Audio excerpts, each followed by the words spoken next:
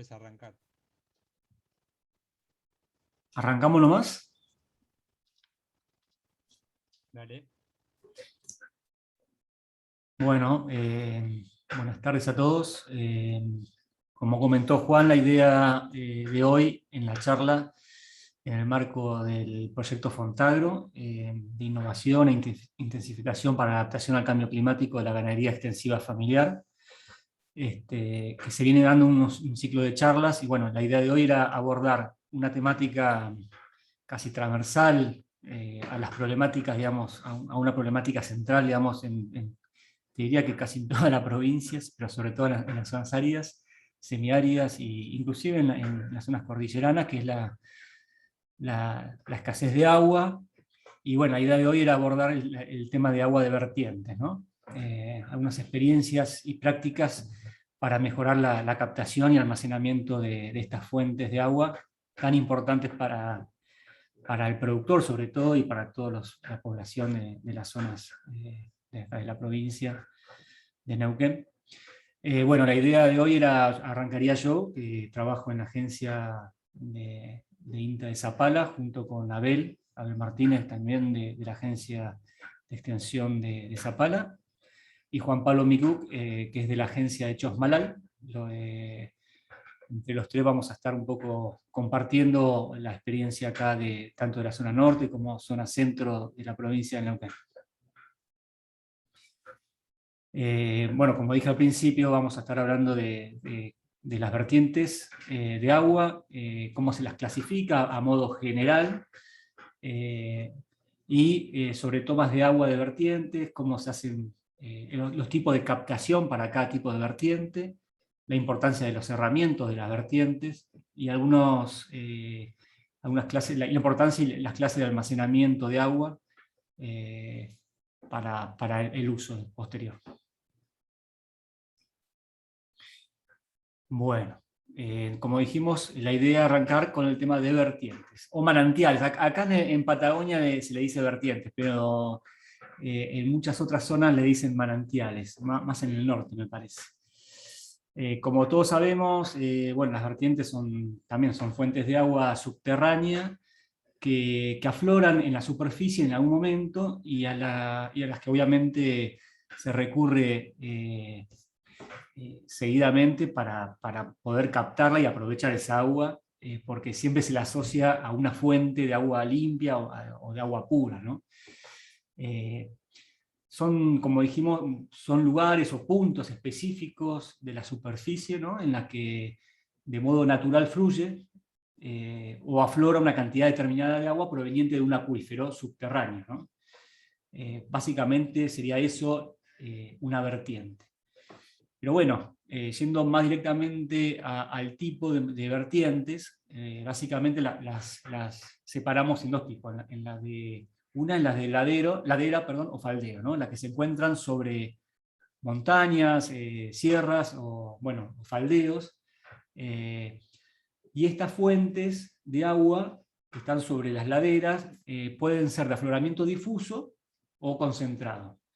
Normalmente a las que son difusas en el campo le suelen llamar lloraderos, vegas, mallines chicos, mallines colgados. Lloraderos porque es como un perfil de suelo donde se ve que es como que llora el agua, emerge no como un chorro, sino como si estuviera llorando la tierra, ¿no? Como dice ahí, el agua surge en un sector más amplio, de diverso tamaño y en forma difusa, lo que genera un sector anegado sobre la superficie. Y la otra forma de vertiente es la concentrada, o la que le llaman también en el campo el famoso ojo de agua, que hay tantos parajes o lugares que le llaman ojo de agua. El agua surge en un espacio ya bien definido, es un punto localizado, puntual, ¿no?, en forma puntual. A ver más abajo, ahí podemos ver los tipos de vertientes de ladera puntuales, como se ve en la figura izquierda. Es un punto donde emerge el agua. Está sobre una superficie que es una ladera, ¿no?, y viene en pendiente.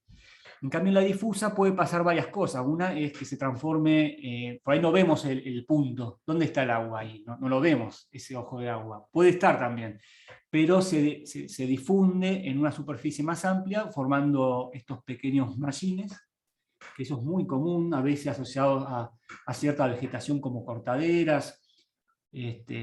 A lo lejos, cuando se ve sobre las laderas, esos pequeños espacios verdes, son esos pequeños mallines, seguramente está asociado a una vertiente de este tipo, ¿no? Difusa de ladera.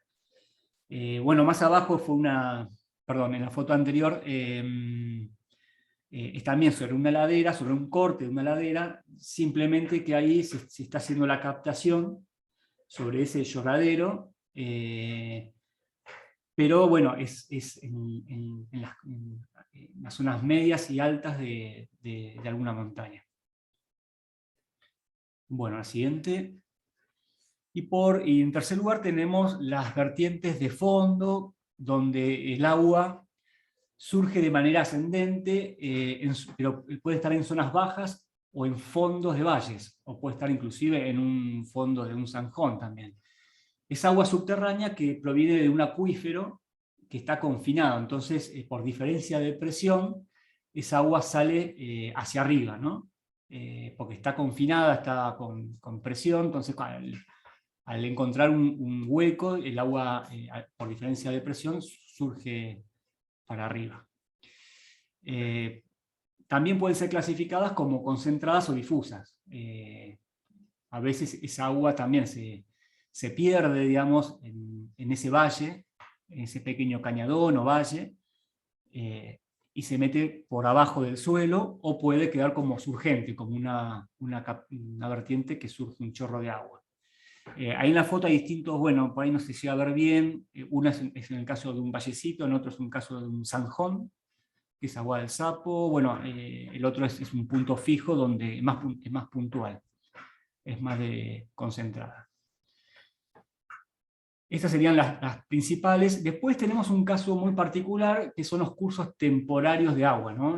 Cuando hablamos de pequeños arroyos, pequeños zanjones de agua, que podemos encontrar, que por lo general son cauces temporarios, ¿no? Que en cierto momento del año llevan un hilo de agua, como quien dice, pero no es que son arroyos con caudales o con agua durante todo el año, sino que son momentáneos, por ahí después de una gran precipitación, que aporta una lluvia o una nieve a una cuenca determinada, eso se canaliza a través de un cañadón o un cauce viejo, y en esos momentos se genera un pequeño arroyo, que por lo general no tienen caudales muy altos, sino más bien caudales que van entre 1 a 40 litros por segundo, digamos, son caudales bajos, pero que en casos excepcionales, donde en lluvias muy ocasionales, poco frecuentes, pero muy intensas, ha logrado tener caudales mucho más altos, que ha generado inclusive serios problemas para la población rural, ¿no? Por lo general está construido, constituido por material sedimentario grueso, como arenas, gravas, también con en algunos casos gravas o arcillas, que son más finos, pero son temporarios. Y a veces el productor o el poblador rural toma esa agua a través de captaciones no de ojos de agua, sino más bien de agua del subalvio, o agua que no se ve arriba. Por ahí a lo que se ve arriba es alguna humedad, pero abajo del suelo hay alguna circulación de agua que se puede captar también. Bueno, pasamos al siguiente.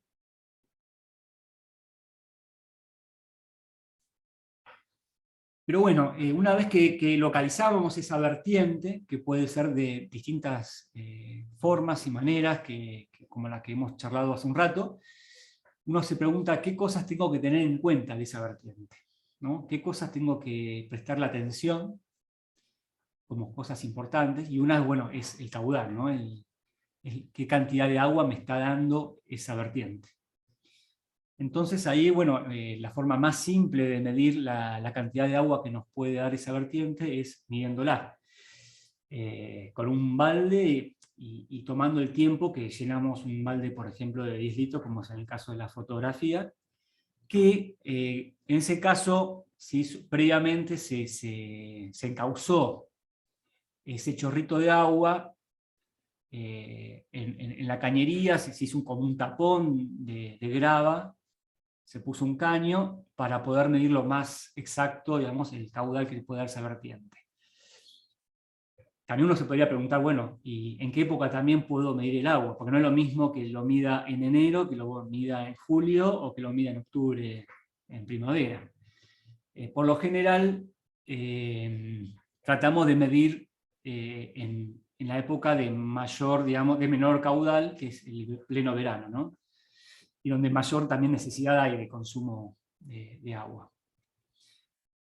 O sea que en los meses de verano sería como una época más apropiada para después dimensionar tanto el almacenamiento como el transporte de esa agua y ver y poder planificar si esa cantidad nos va a servir solamente para el consumo humano o para una producción de huerta, para ver qué superficie de huerta podemos regar o qué cantidad de animales podemos abastecer de agua. Pero por ahí, perdón, antes de pasar a la otra, los caudales que más o menos hemos podido relevar en estas zonas van de 0,0 a 16 litros por segundo, muy poquita agua, hasta 2 litros por segundo. Acá lo que importa es, bueno, a veces se trata de aprovechar, aunque sea el mínimo hilo de agua, aprovecharlo. También se puede... Y uno puede estimular, bueno, cuánto tiempo me va a llevar llenar un tanque australiano de 10.000 litros o 4 chapas con ese caudal. Y bueno, uno empieza a jugar con esa cantidad de agua que te da la vertiente con lo que puede llegar a ser. Bueno, el siguiente. Otra cosa importante a tener en cuenta es la pendiente. Bueno, yo tengo, por lo general las vertientes, como dijimos, la mayoría están en laderas. Algunas, bueno, puede ser el caso inverso, ¿no? Que estén en un zanjón y tengamos que subir el agua. La mayoría de las vertientes bueno, son de ladera y están sobre un faldeo. Entonces es importante tener en cuenta hacia dónde quiero llevar el agua y bueno, qué desnivel tengo, cuántos metros de desnivel tengo, digamos, ¿no? Eso es muy importante porque el desnivel nos va a dar una noción sobre tanto el desnivel como la longitud, ¿no? Pero el desnivel nos va a dar una noción de la presión que va a ejercer esa agua en la medida que la canalicemos, que la entubamos, ¿no? Entonces a veces es necesario para dimensionar, digamos, la cañería, una vez hecha la captación, es tener en cuenta la pendiente.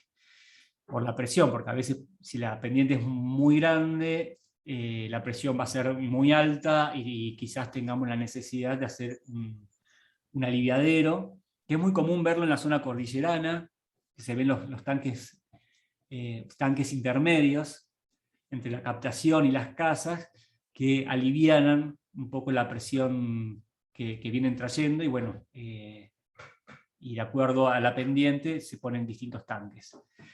Purgador, porque normalmente las vertientes generan un agua no gasificada, pero sí que viene en movimiento y que con burbuja de aire, esa agua con burbuja de aire se mete en el tubo filtrante o en la captación, y también se mete así en la cañería, y bueno, es necesario cada tantos metros hacer un aliviadero, perdón, un respirador para poder purgar esas burbujas de aire y no que generen ese caudal discontinuo en la cañería.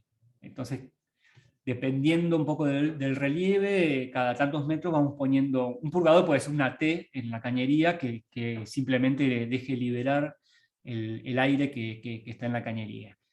Actualmente, obviamente, existen válvulas de aire que son bastante modernas y más duraderas que poner una simple T. Y bueno, acá un ejemplo de una clásica captación de vertiente. sobre una ladera, pero la vertiente está metida medio en el cañadón, acá no se ve, pero está donde está la flecha. Ahí está la captación de la vertiente. De esa captación viene, se mete en una manguera y es la que viene a un tanque, a este tanque que se ve ahí, el primer tanque. Y de ese primer tanque se hacen derivaciones, por lo general, uno a la casa, uno a un bebedero, previa colocación de filtros, ¿no? Pero bueno, para no meterme en el siguiente tema, porque ya en lo que es captación de vertientes, una de las técnicas es la tubería filtrante, que ya llega un filtro de grava, o sea que el agua supuestamente ya viene de la captación previamente filtrada, pero después se le puede agregar algún filtro más para mejorar la calidad de esa agua. La siguiente. Otra cosa a tener en cuenta es la calidad del agua, ¿no?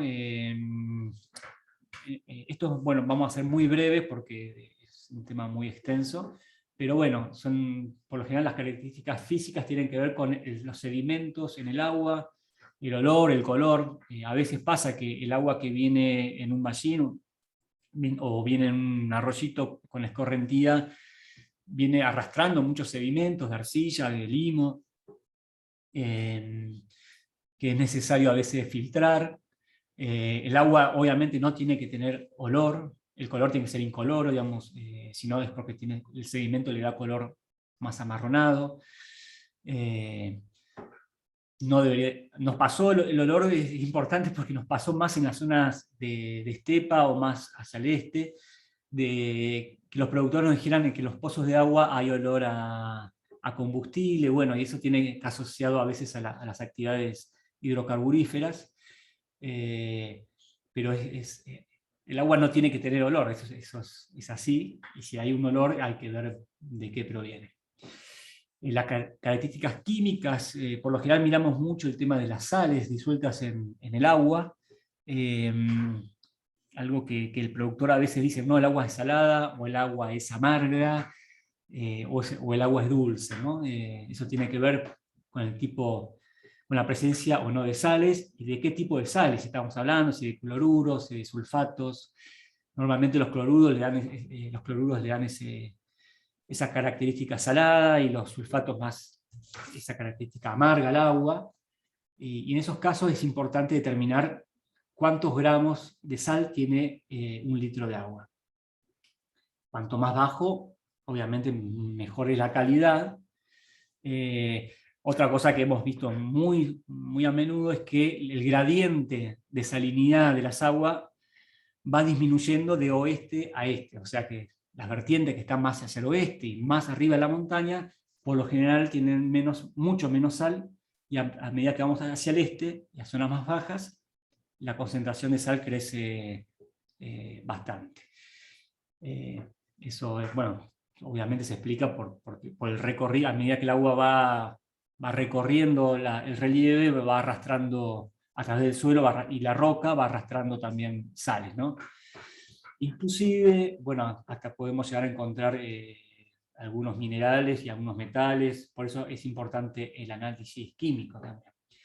Así como también el análisis microbiológico es sumamente también importante, para ver si hay presencia de bacterias como las coliformes, la Escherichia coli o Pseudomonas, que bueno, obviamente en algunos casos no debería haberse, pero a veces pasa que en los pozos o en las vertientes, que esto viene un poco asociado a lo que un poco van a charlar los chicos de la importancia del cerramiento de la vertiente, o a veces cuando vemos en el campo que las letrinas están muy cercanas o por sobre las vertientes. Eso no es aconsejable por estas cuestiones, ¿no? Para que las filtraciones de los baños o las defecaciones de los animales no vayan a estas fuentes de agua que hay que cuidar. Entonces, por último,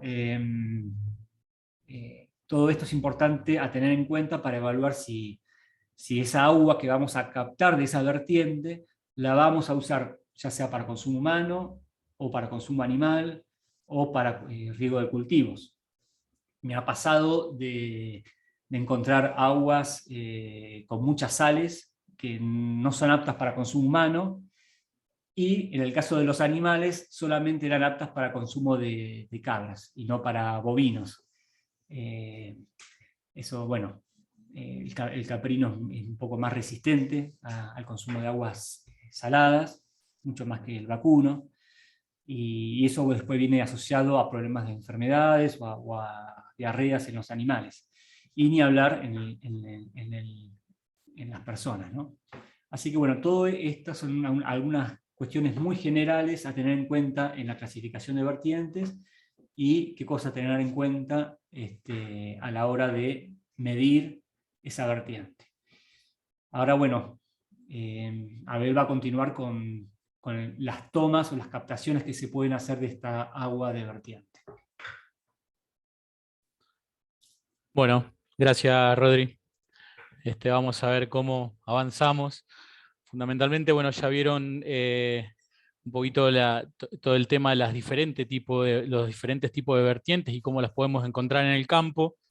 La idea ahora es mostrarle, en cierta manera, cómo las podríamos captar o qué tipo de trabajos podríamos hacer para poder captar esa vertiente o esas vertientes y poder utilizarlas de forma segura, ¿no? Esa agua, ¿no? De poder llegar a obtener un agua segura, de cierta manera para bebida humana, o bueno, en este caso, como bien les decía Rodrigo, o para bebida animal, o para ambas cosas, y para una huerta, una producción de pasturas. Rodri les había comentado, yo les voy a comentar más o menos cómo captar 2 o 3 tipos de vertientes diferentes.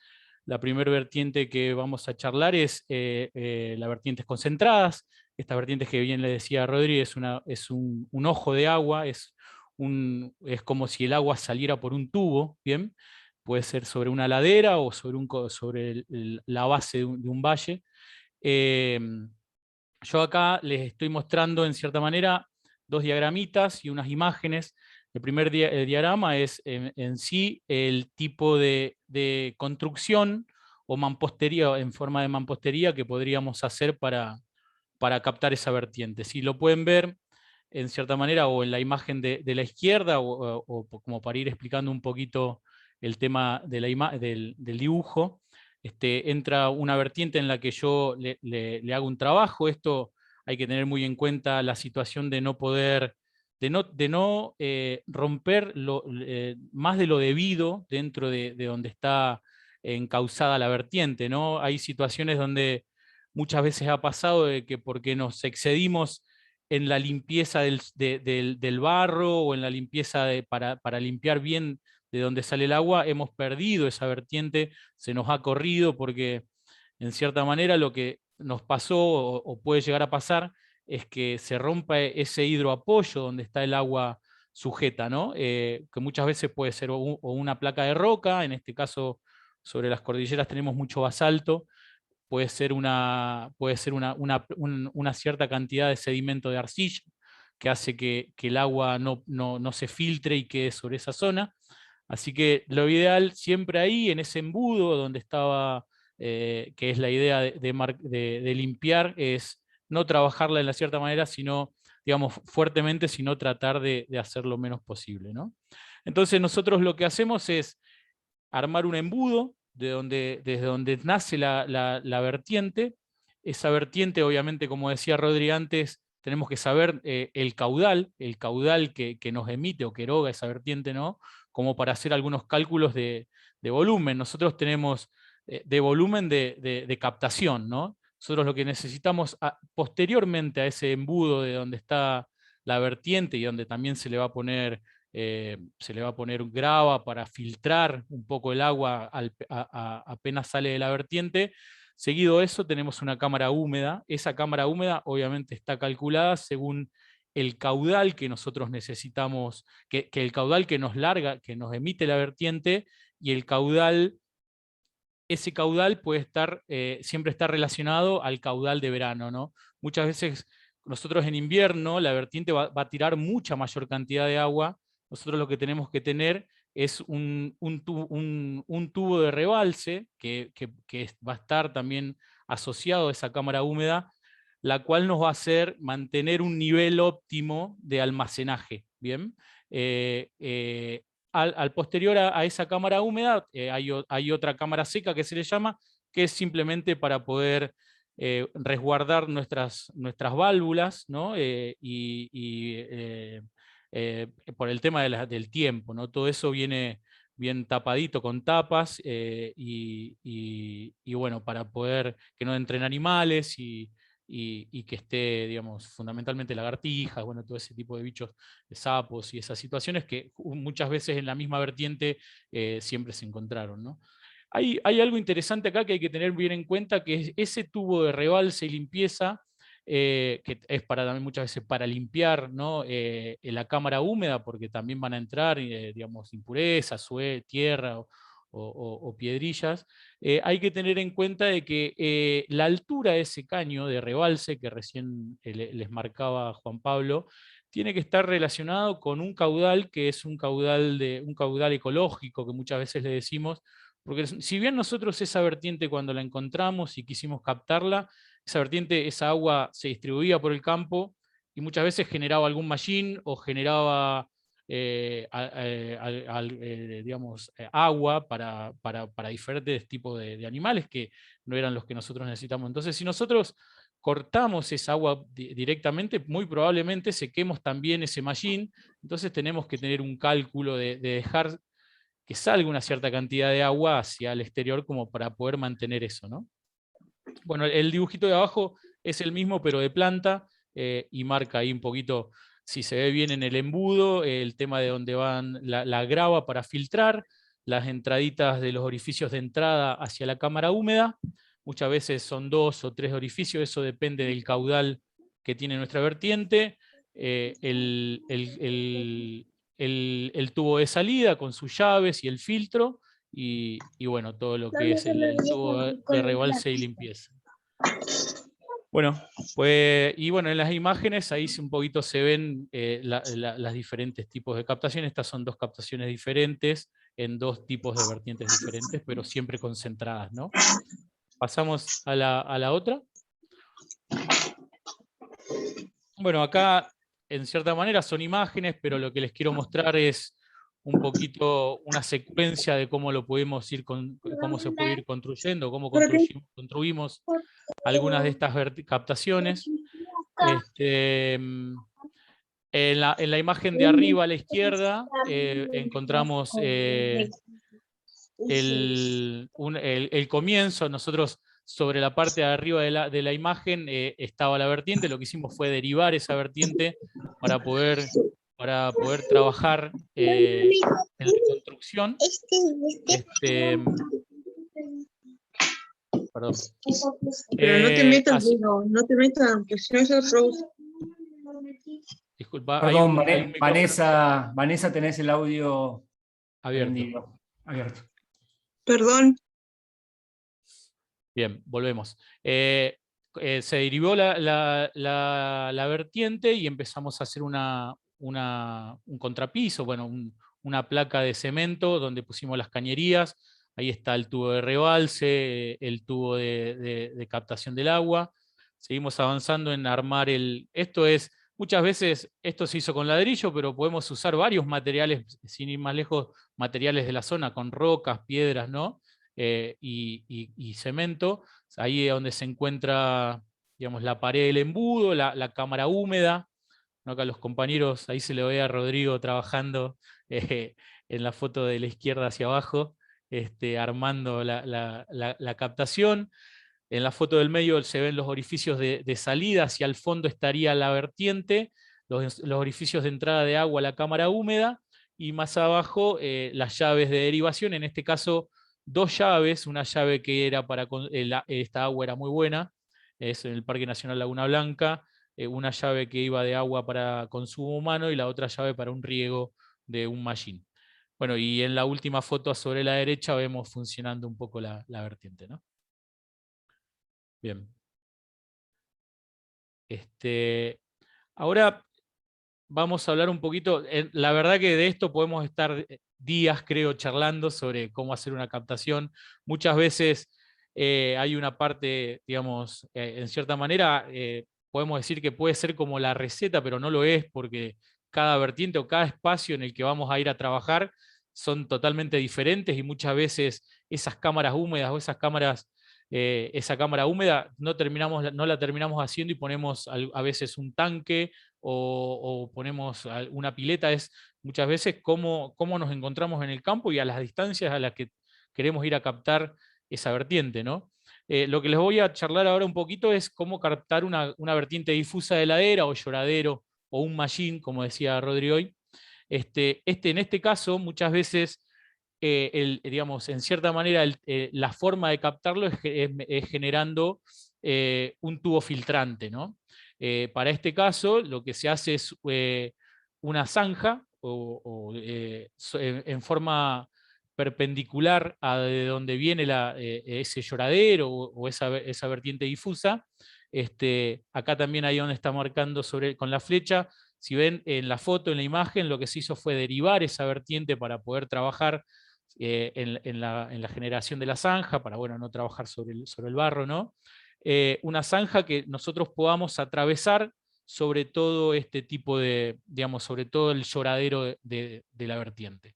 Muchas veces en algunos, que no tengo imágenes acá, pero en algunos mallines lo que se hacen son formas de espina de pescado, si se entiende, como para poder captar casi todo el mallín con, digamos, bueno, justamente como una espina de pescado, con un tubo central donde se acumulan todas los tubos filtrantes y conducen a un flujo de agua y ahí se lo captaría, ¿no? En este caso lo que se hace es generar una zanja, bien, esa zanja se la impermeabiliza con un nylon una vez que está generada y se pudo llegar al hidroapoyo. Lo ideal siempre es justamente llegar a ese hidroapoyo, al lugar donde el agua ya no percola mucho más abajo. Nuevamente vuelvo a repetir, con mucho cuidado, porque capaz que fuimos y rompimos esa capa de arcilla que era la que retiene el agua, que no siga yéndose para abajo y ahí perdimos toda la captación, ¿no? Perdimos el agua. O hicimos la captación y después nunca se nos llenó nuestro tubo filtrante. Se impermeabiliza con un nylon, se le coloca una pequeña capa de piedra, digamos, de piedra o de ripio fino. Sobre eso se pone un tubo filtrante, un caño de 110. Ese caño de 110 viene con orificios, ¿no? O ranurados, o con orificios con un taladro, con una mecha, todos por el lado de arriba del caño. ¿Bien? ¿Se entiende? A ver si se entiende. Obviamente entonces el agua entra hacia el tubo filtrante, no se pierde sobre la parte de abajo, y de esa manera ese caño va a estar con una leve inclinación hacia una punta, de donde tiene la reducción y la salida de la manguera, y se va acumulando, en este caso, en la imagen, nuevamente en una cámara húmeda y una cámara seca. En esa cámara húmeda muchas veces, si no se hace, lo que se puede hacer es derivarla directamente a un tanque o una reserva, ¿no? Para hacer la captación. Entonces, por ahí, en el dibujito de abajo, en la imagen de abajo les muestro un poquito el corte, donde está el flujo de agua, un caño de 110 milímetros, la grava, con el polietileno que impermeabiliza, y muchas veces se utiliza un geotextil. Bueno, pasamos a la próxima.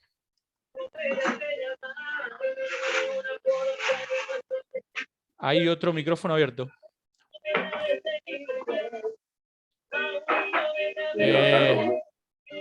Bueno, acá hay como una cierta cantidad de imágenes.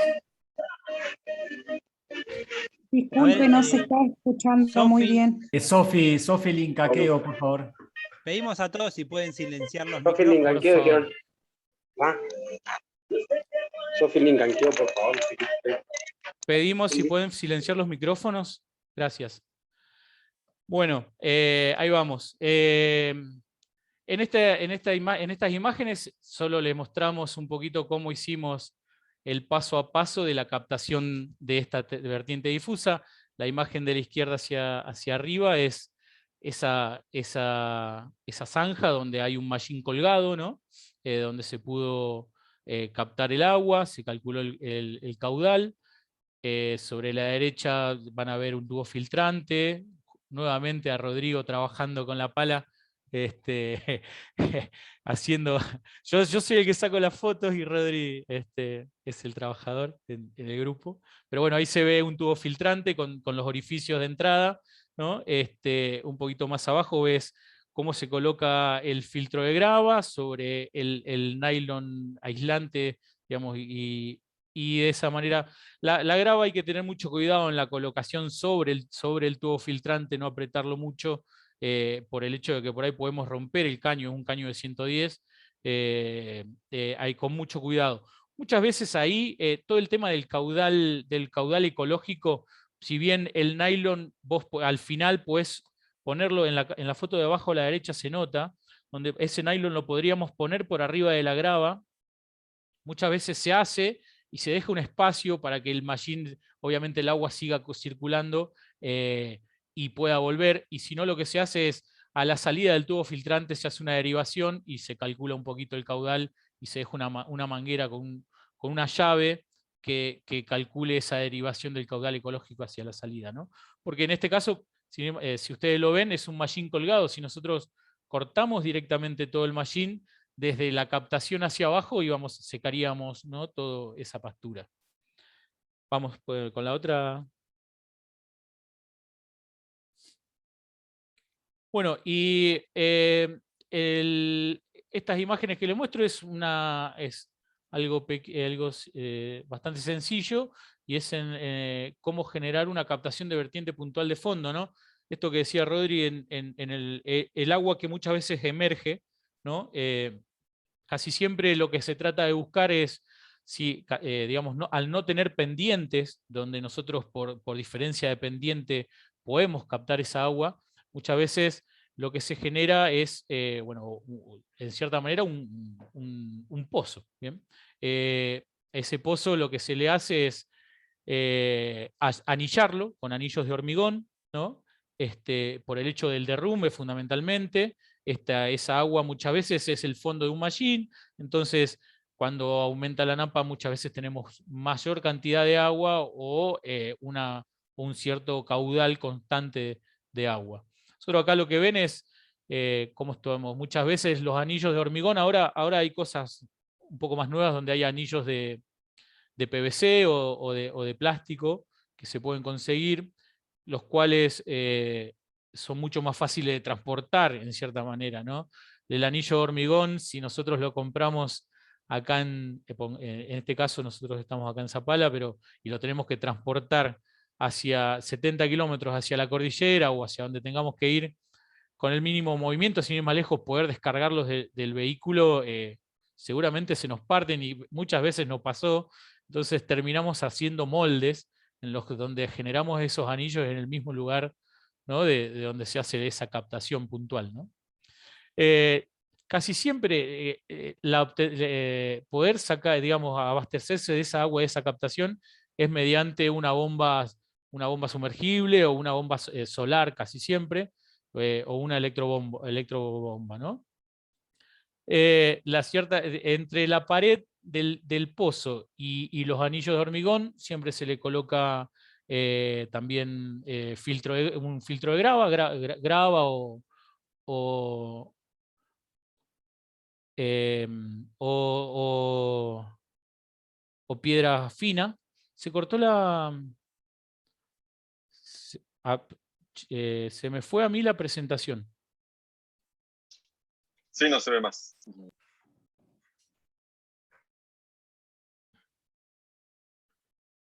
¿Juan Pablo? Capaz que se le fue el internet. Internet a Juan Pablo, sí, puede ser. Porque ¿Tenés otra presentación a mano? Sí, a ver, yo la tengo. Dame 2 segundos.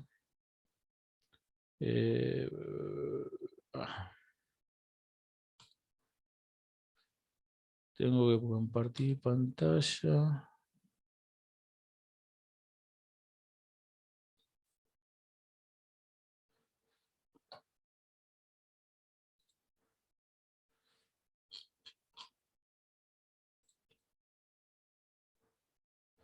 A ver ahí.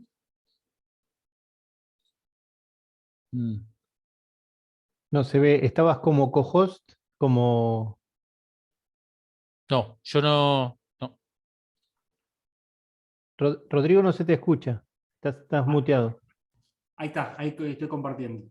No sé si Ah, se bien. ve. Bueno, A ver. Ahí va. Joya. Sí. estábamos. Ajá, Ahí, exactamente. perdón. Otra. Paciencia, paciencia. Ahí volvió Juan Pablo, no.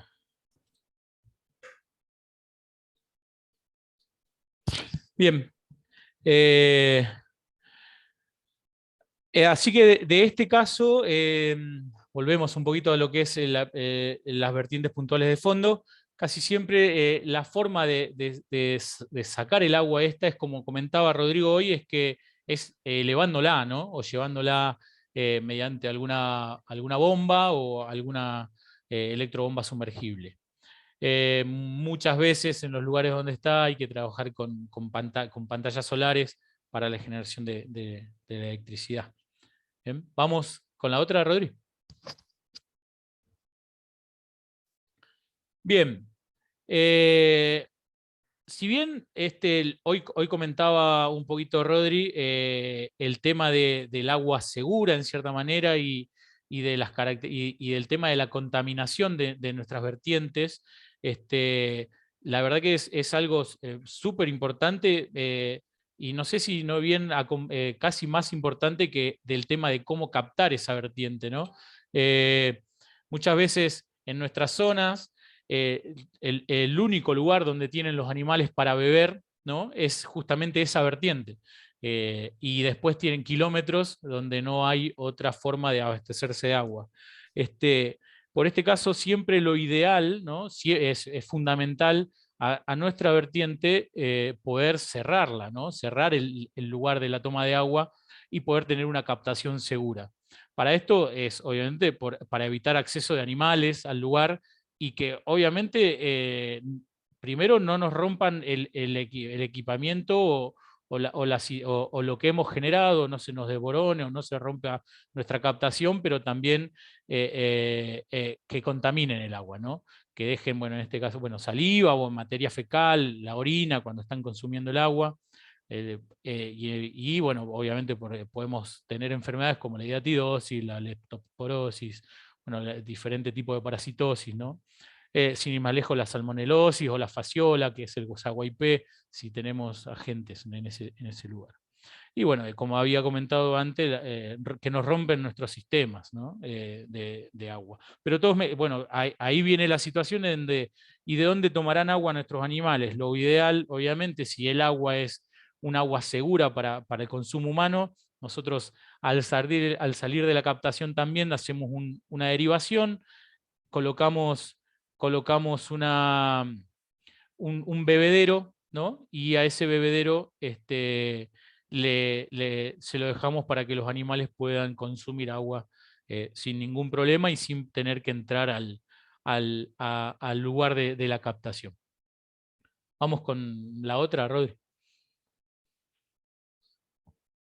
Bueno, acá se ve una imagen de un cerramiento, una captación con una vertiente concentrada de ladera. Digamos, si se ve, esto está en pendiente, ¿no? Es un cerramiento en una veranada, un productor, técnicos trabajando, productores trabajando, y el cerramiento, en este caso, que solo encierra a la vertiente, y bueno, más abajo se hace el bebedero para los animales y el agua segura para la familia, ¿no?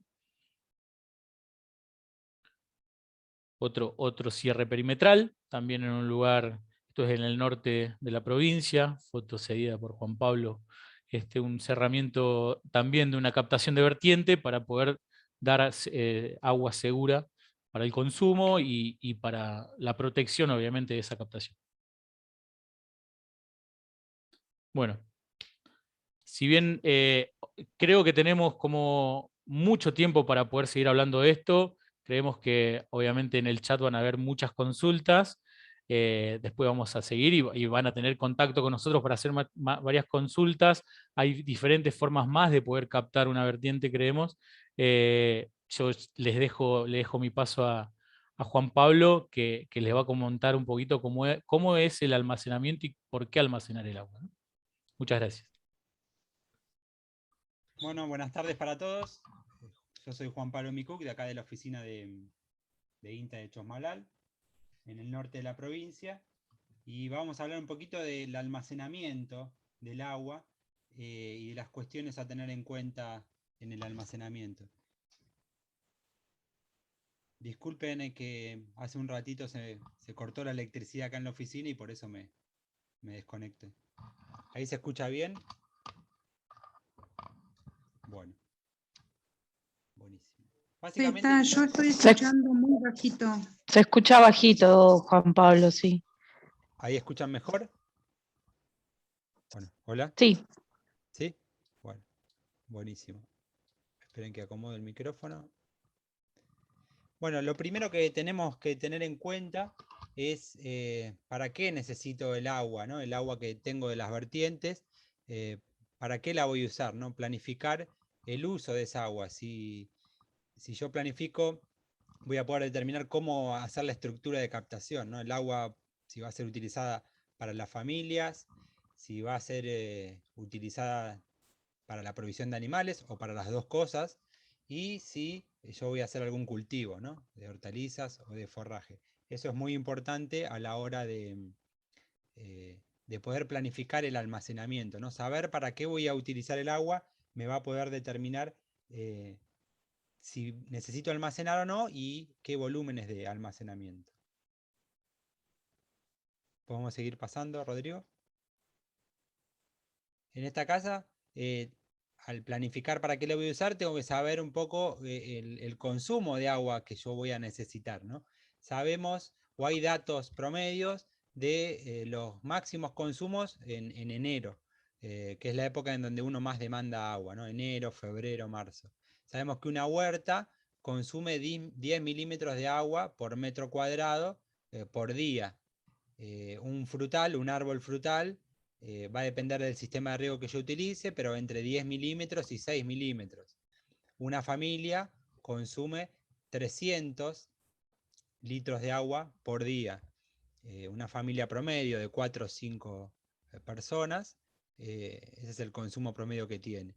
Y un animal, una vaca, por ejemplo, consume 25 litros de agua por día. Entonces, un poco haciendo los cálculos estos, yo voy a poder dimensionar la vertiente que tengo, cómo la capto y si voy a necesitar un almacenamiento o no, ¿no? Eso va a depender de algunas cosas que vamos a ver a continuación.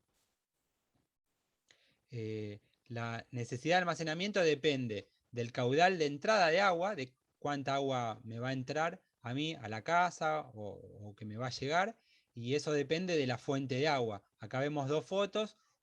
No es lo mismo tener un pequeño arroyito o un canal que entre y donde yo voy a abastecerme de agua para el consumo, que tener una manguera. Entonces va a depender de la cantidad de agua que yo tenga y, como hablamos hace un rato, de las demandas de agua de la familia. Si hay una sola familia, si hay varias familias, el número de integrantes que tiene esa familia, si yo tengo una huerta de 10 metros cuadrados o tengo que regar 1 hectárea. Entonces todo eso me va a condicionar a la hora de elegir o no un almacenamiento.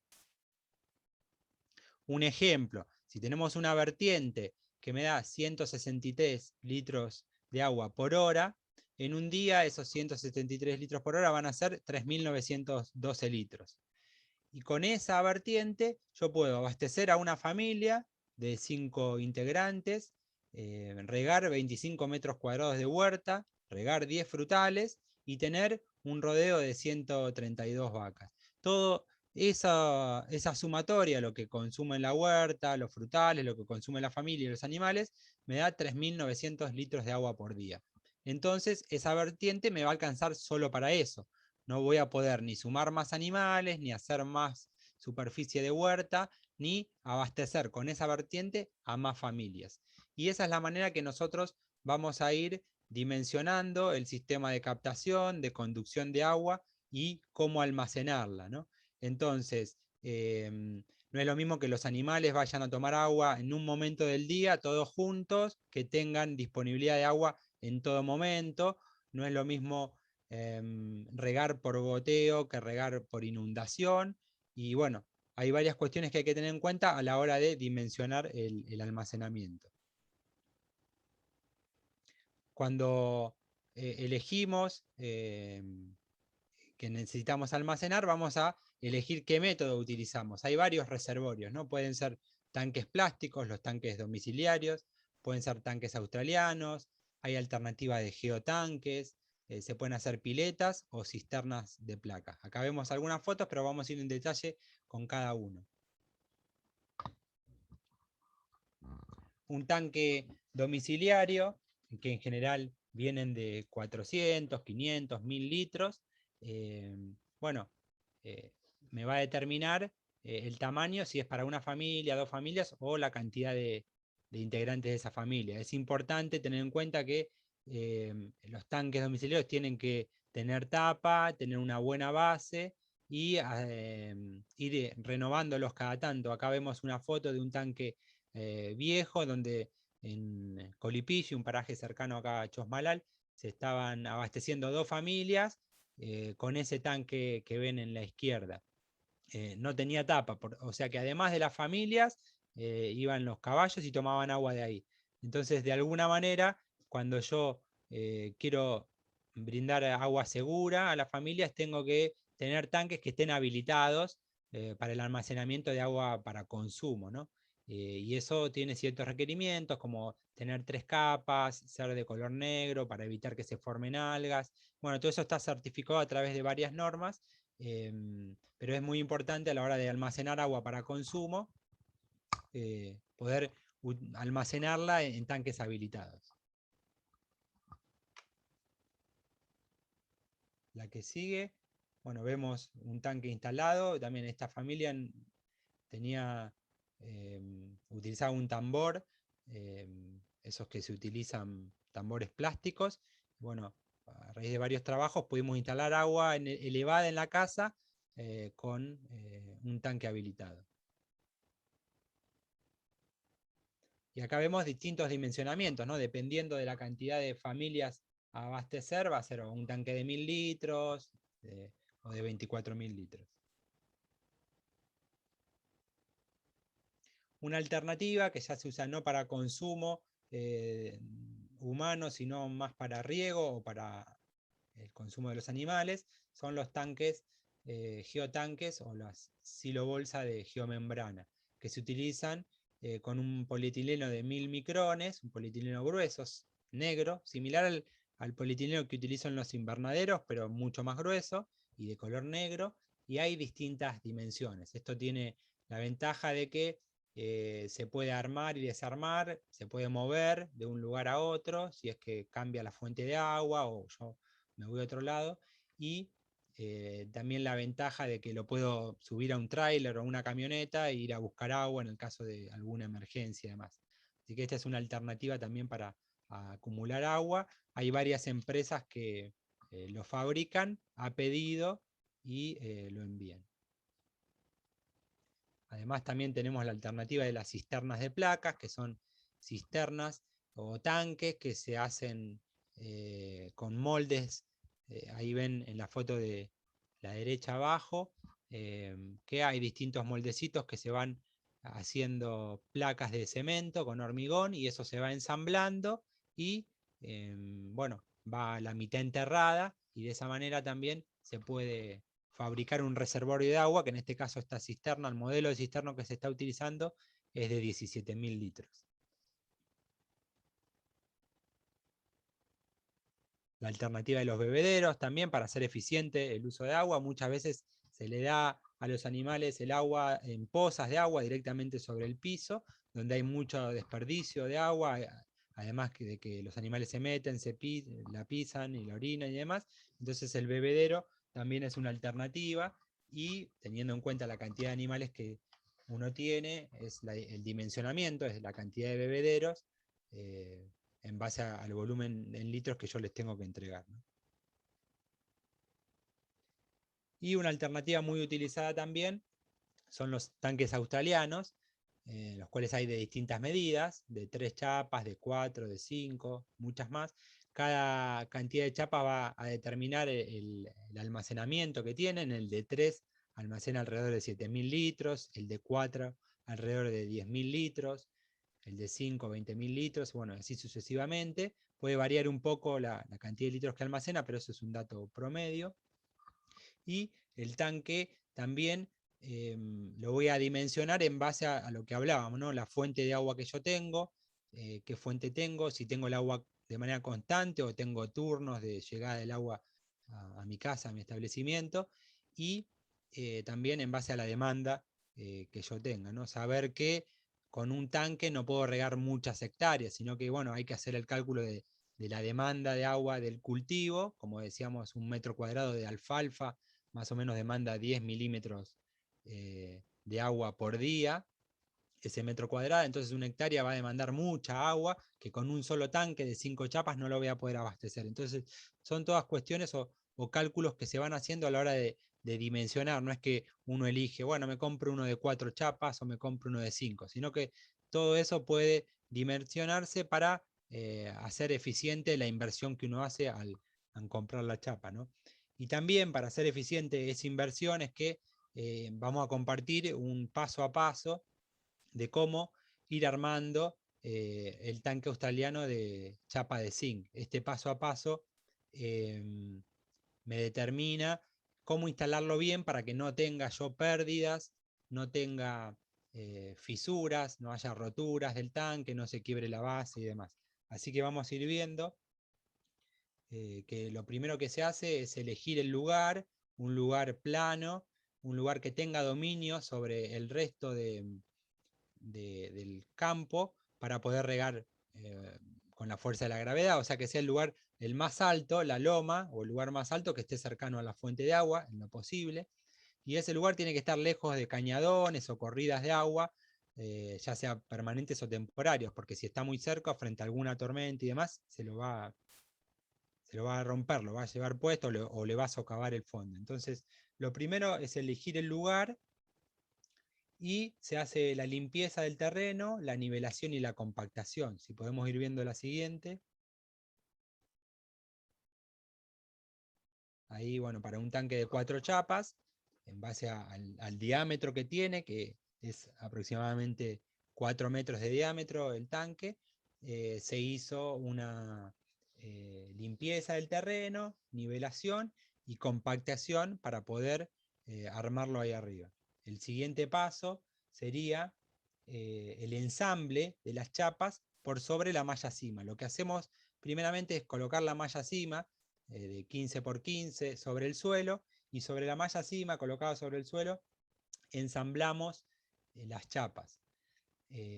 Algo importante es entre chapa y chapa poder colocarle un poco de membrana asfáltica, esa membrana que se utiliza para los techos, y de esa manera va a evitar que se pierda agua entre la unión de las dos chapas.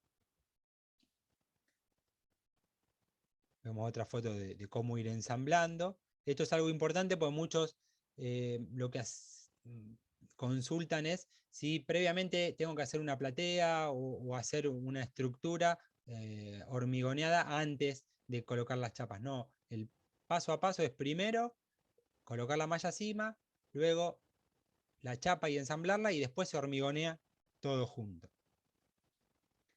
En el momento del ensamblado del tanque y de las chapas, hay que colocar los tornillos. Aquí viene también la duda de cómo colocar el tornillo.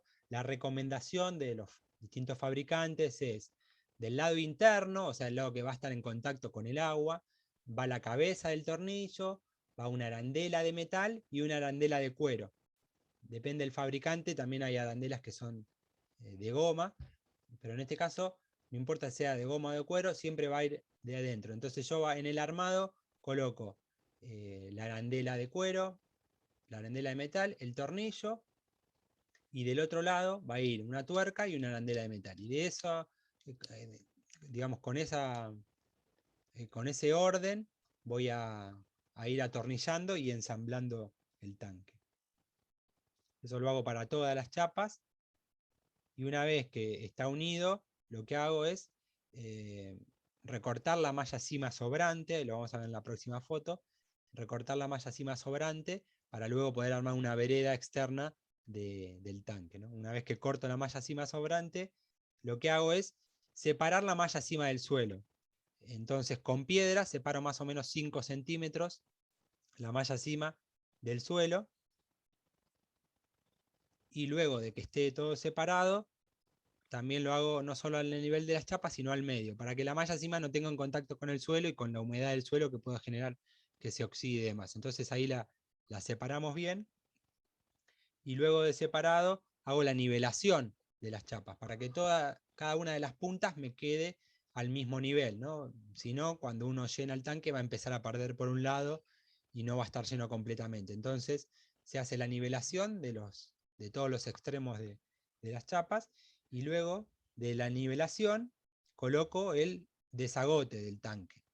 El desagote para hacer la limpieza. Cuando yo lo vacío, es recomendable periódicamente vaciarlo y hacer una limpieza para sacar hojas, tierra y basura que se puede ir acumulando. Así que ahí va el desagote, que en este caso es con caño, puede ser también con manguera o con otro tipo de caño, ¿no? Una vez colocado el desagote, levantada la malla cima y demás, empiezo con el hormigoneado de todas las chapas ya ensambladas y ajustadas, y el espersor de la platea que yo voy a armar es recomendable que sea alrededor de 15 centímetros, entre 10 y 15 centímetros. Va a depender también de la altura que yo eleve la malla cima y que separe las chapas del suelo, pero siempre es conveniente, aunque sea, vieron que las chapas vienen acanaletadas, que una canaleta esté tapada con el hormigón. Luego de ir hormigoneando, voy a ir haciendo los trabajos de nivelación, que pueden ser así como está haciendo Alejandro, nuestro compañero, o se puede utilizar una regla también para nivelar, pero no es necesario nivelar con regla. Ahí vamos a ir viendo las fotos, ahí trabajando en este caso es el ejemplo en Butarranquil, que se hizo el tanque. Y luego de llenarlo todo, hago la vereda exterior de 50 a 60 centímetros, se puede encofrar con madera o con piedra, y de esa manera voy a tener la vereda ya terminada. Una vez que tenga el tanque terminado, siempre en el interior lo mantengo con un poco de agua, con 5 centímetros de agua, pero importante este dato, el fraguado tiene que ser de 40 días, o sea que por 40 días no lo voy a poder llenar completamente. Seguramente ya a la semana de hecho estos trabajos, uno puede caminar por arriba, lo ve duro, lo siente duro, pero no terminó de fraguar completamente, entonces nunca llenarlo antes de pasados los 40 días de terminada el trabajo de armado del tanque. Sí mantenerlo siempre con una capita de 5 centímetros de agua, pero no más de eso, porque si yo lo lleno, el peso puede romper toda la base, ¿no? Y también mojar siempre la vereda para que no se queme el hormigón. Y una vez que terminé, coloco la brida de salida. Es recomendable utilizar este tipo de bridas para no tomar agua desde el fondo. La brida me permite que todos los sedimentos y demás queden en el fondo y no entren por el sistema de conducción que yo voy a utilizar después del tanque. Y bueno, una vez que uno termina y espera los 40 días, ya puede empezar a utilizarlo.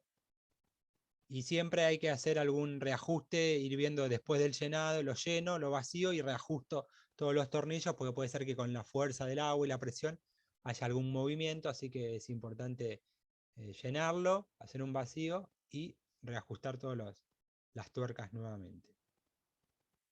Estos son distintos tanques que hemos hecho en distintos parajes de acá del norte de la provincia. Bueno, básicamente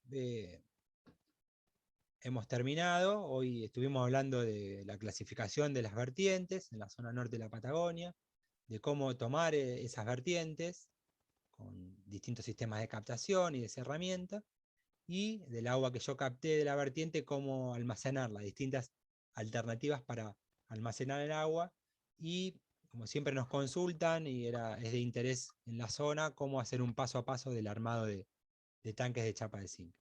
Alguna bibliografía o algún material para consulta que está subido a internet. Este es uno muy útil, se llama Sistemas de Captación de Agua en Manantiales y Pequeñas Quebradas para la región andina. Lo encuentran en Google, si ponen este nombre va a aparecer fácilmente, está disponible para descargar en PDF. También, además de este material, hay unas cartillas, que son 8 fichas para el manejo eficiente del agua, que también están disponibles para descargar, donde habla no solo de captación de vertientes, calzado de pozos y captación de mallines con tubos filtrantes, sino de otras tecnologías para conducir el agua, para elevarla y para acumularla. Y como les mencionamos también que una alternativa para almacenar agua es la cisterna de placas, también hay un paso a paso, una cartilla de paso a paso de cómo construir esta cisterna de placas. Y bueno, eso sería todo por hoy. Les dejamos nuestros contactos para que puedan hacernos consultas si desean. Y también pueden escribirnos a través de nuestras páginas de Facebook. INTA Norte Neuquino es la que administramos desde Chosmalal. INTA AR Zapala es la que administramos desde la agencia de Zapala. También a través de Instagram nos pueden seguir.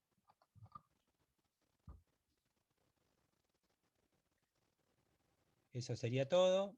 Había algunas consultas, no sé si alguien tiene alguna pregunta o algo que desea que se aclare.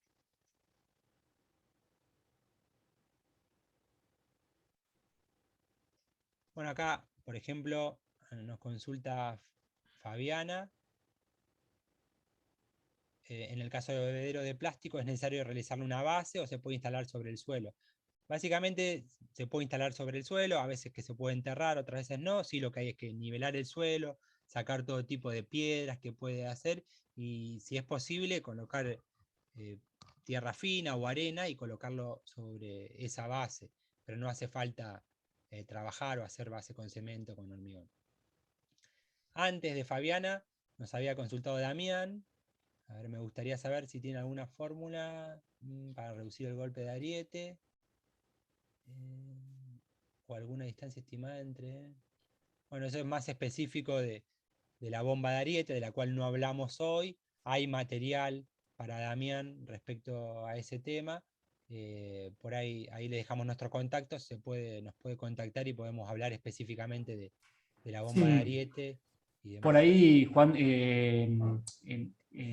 los respiraderos o las válvulas de aire las ponemos, viste, cuando de la vertiente hasta abajo, no es que es una pendiente uniforme, sino que a veces tenemos, la manguera sube un poco, y en esos lomos, digamos, altos, es donde ponemos la válvula de aire o una simple T con un pedazo de caño, como una escapatoria del aire de la cañería.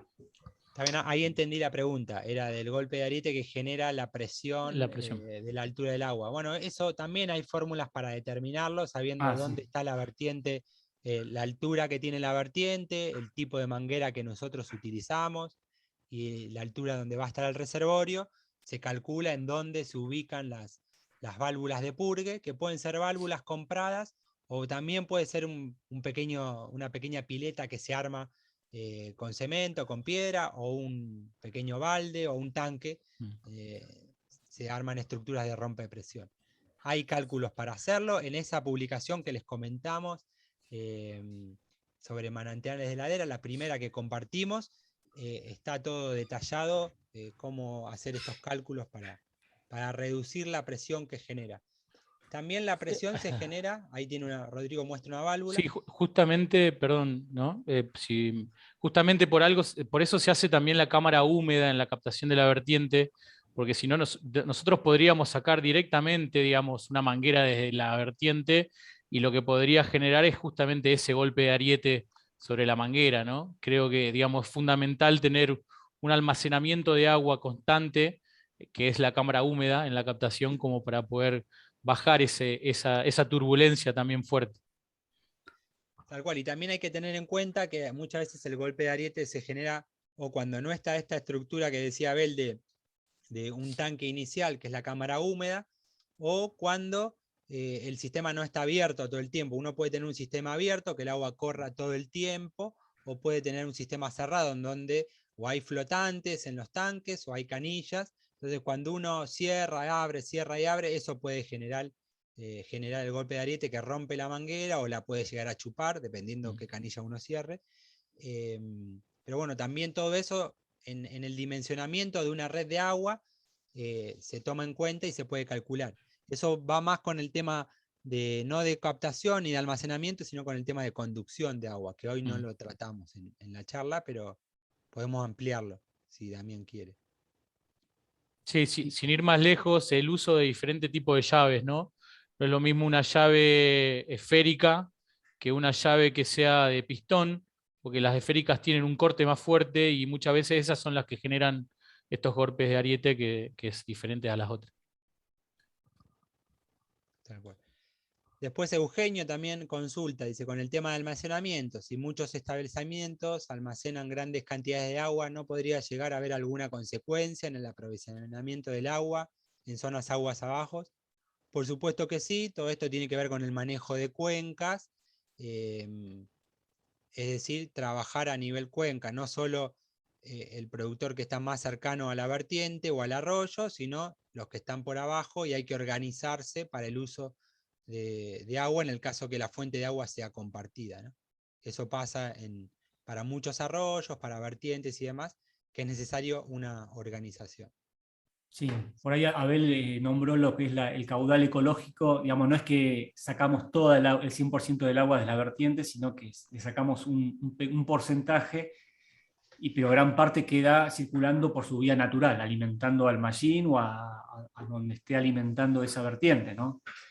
Para que no se seque aguas abajo, o el mallín, o el arroyito, o lo que haya abajo.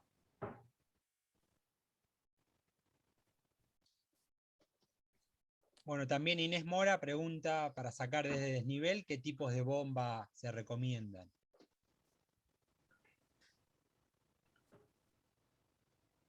¿Cómo?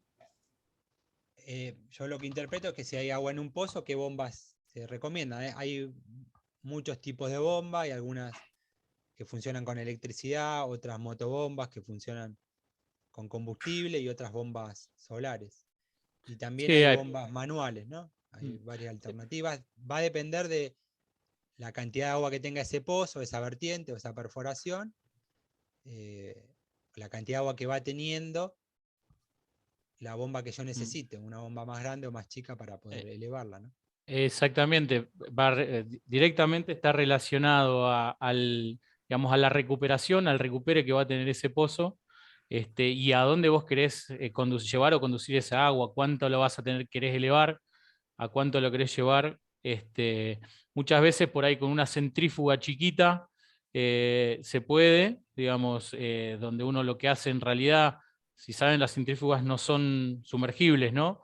Le haces algún tipo de barquito que quede flotando sobre el pelo de agua y de esa manera, por ahí con una centrífuga chiquita lo levantás. Eso va a depender directamente y va a estar relacionado de la profundidad de donde está el pelo de agua dentro del pozo y de donde vos quieras elevar el agua o llevar esa agua que querés sacar.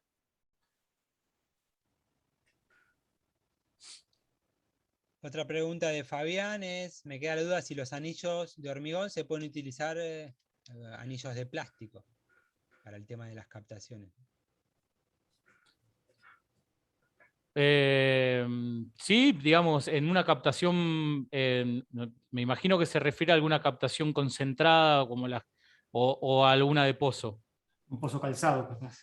Claro, un pozo calzado, sin ningún problema. Lo que habría Sí. que tener en cuenta es que sobre la superficie siempre poner un anillo de hormigón, porque obviamente tiene mayor estructura, entonces lo ideal es poner un anillo de hormigón, pero se pueden usar sin ningún problema, lo hemos usado y han andado bien. Sí, los de plástico son más angostos y a veces pasa que si no los fijas bien, como que te quedan medio... Sí, se mueven. sí, es verdad. Martín Garrido pregunta dónde se pueden conseguir los cilindros de PVC.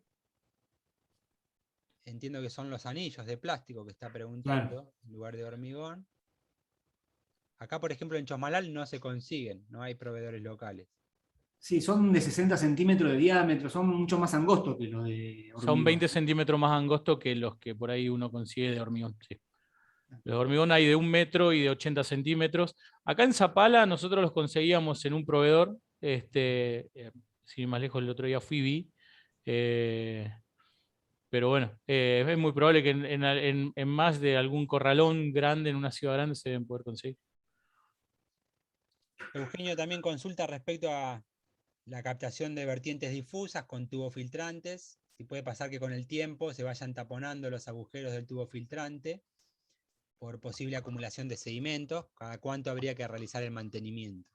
Sí, eso a veces pasa y a veces no, digamos. En algunos, anteriormente me acuerdo que usábamos, sobre el filtro de grava se usaba un geotextil que funcionaba como un filtro más fino, digamos, para los sedimentos, y bueno, evitaba ese problema, pero después, bueno, descubrimos que esas mallas son sintéticas y también a largo plazo pueden producir alguna contaminación, así que dejamos de usarlas esas mallas.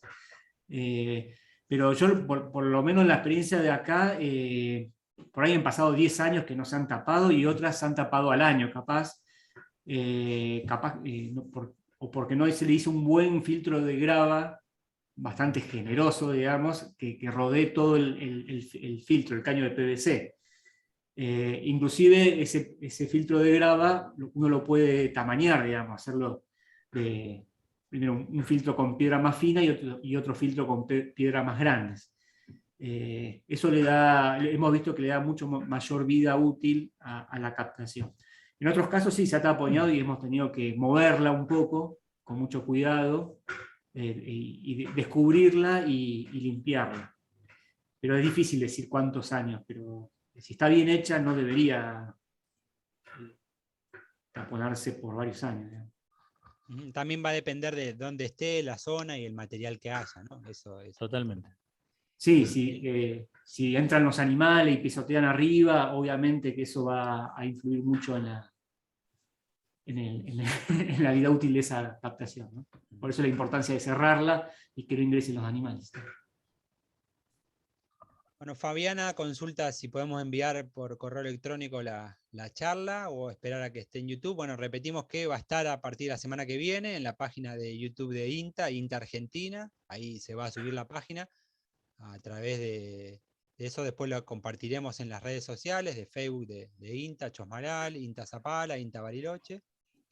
Y después, si quiere, nos puede escribir y le podemos mandar de todas maneras información de lo que hemos charlado hoy. Así que si tenemos tu mail, Fabiana, te lo mandamos, y si no, mandanos tu correo electrónico, así te lo enviamos. Inés Mora consulta cómo se hace para que ustedes vayan a hacer la captación. Bueno, en ese caso debiera contactarse con cada unidad de INTA y ver las posibilidades de darle una mano en el asesoramiento para hacer la captación. No sé de dónde es Inés, pero ya hoy dejamos los contactos, tanto de Zapala como de Chosmalal, y en el caso de que no sea de ninguna de esas dos zonas, le pasaremos el contacto de la agencia de INTA que esté en cada territorio. El INTA no solo está acá en Zapala, Chosmalal, sino que está en San Martín de los Andes, en Picunleufú, en Bariloche, en Los Menucos, en Jacobasi, en Balcheta, en varios lugares. Así que cada lugar tiene sus técnicos que pueden ayudarla en este tema. Después Esteban nos consulta, ¿se puede ampliar el caudal de una vertiente? ¿Se tapan las vertientes? ¿Hay que limpiarlas? Bueno, el caudal de la vertiente está determinado naturalmente, no se puede ampliar, sí, hay que ver cómo es el suelo, el piso y demás. Se puede realizar alguna limpieza, siempre como comentó Abel en un comienzo, de no romper el hidroapoyo, es decir, de donde el agua viene circulando, porque si uno trabaja mucho con la pala o con la barreta, puede correr la vertiente y el agua se puede ir o escurrir para otros sectores. Así que eso hay que hacerlo con mucho cuidado. Por eso que en general la cantidad de agua que sale en una vertiente ya está determinada naturalmente, ¿no? Porque si no, en pos de querer captar más o de ver cómo puedo trabajar, puedo correr la vertiente, ¿no? Siempre se trabaja de la vertiente para afuera o para los costados. Si se tapan, a veces que hay movimientos que podemos generar nosotros, con la pala, con la barreta, hay veces que hay movimientos naturales, como algún temblor, algún terremoto, que pueden hacer que se corran las vertientes, y de esa manera se tapa, el agua empieza a fluir por otro lado distinto, ¿no? Y la limpieza, cuando uno lo capta, hay que hacerla también periódicamente. Cuándo o cada cuánto limpiar va a depender del tipo de vertiente, ¿no? Pero siempre que uno lo capta, hay que hacer limpieza de las estructuras, de las mangueras y de los tanques.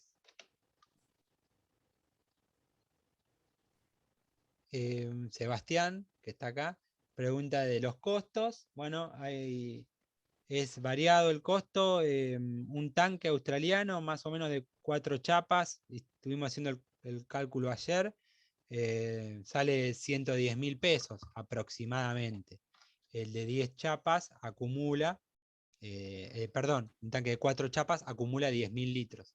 Así que el tanque australiano saldría eso, el geotanque sale más o menos la mitad. Para acumular la misma cantidad de agua sale la mitad. Por supuesto que dura menos, pero tiene algunas ventajas de poder moverlo de un lugar a otro, no requiere mano de obra y demás.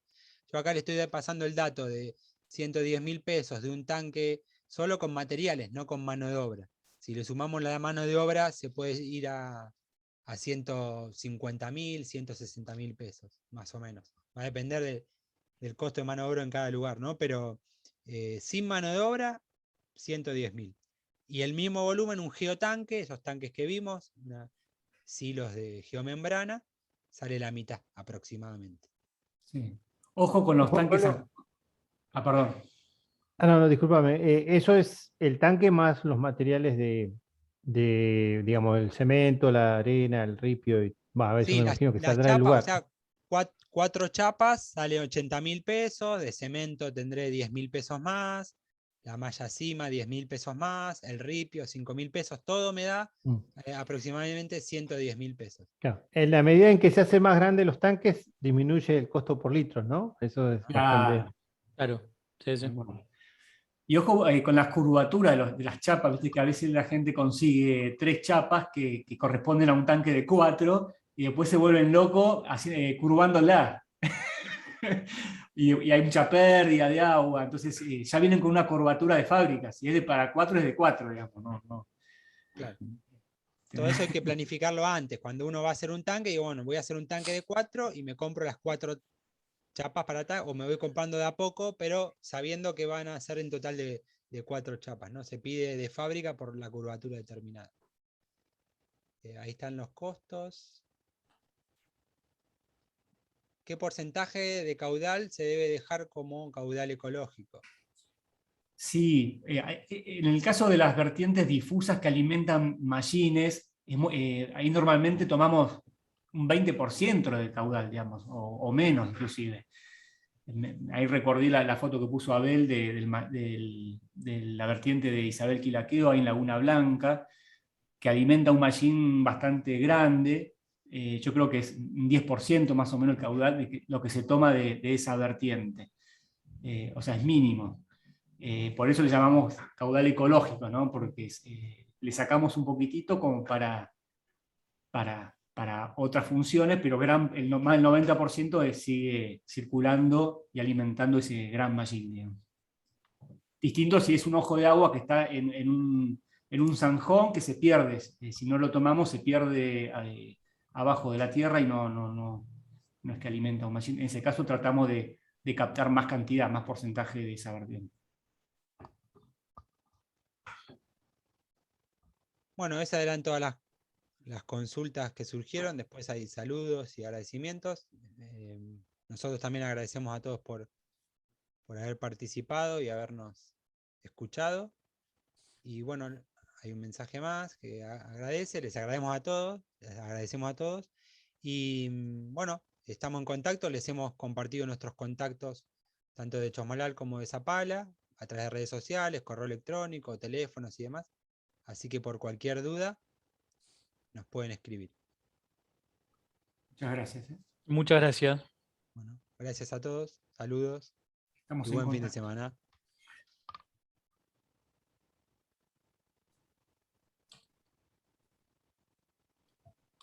Chao, gracias.